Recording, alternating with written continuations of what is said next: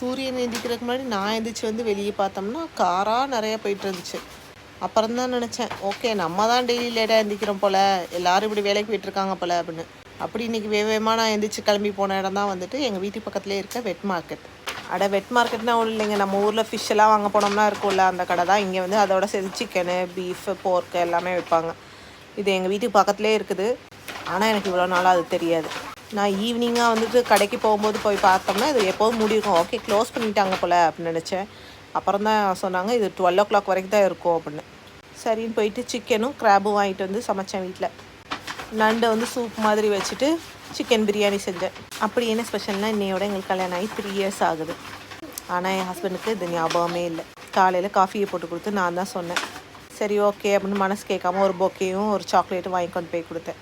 அதையும் போகிற வழியிலே இந்த மயில் பிடுங்கி பிச்சுட்டாங்க. எங்கள் வீட்லேயே இதாங்க நடக்கும் அப்படிங்கிறவங்க என் வீடியோவுக்கு ஒரு லைக் பண்ணிவிட்டு சப்ஸ்கிரைப் பண்ணி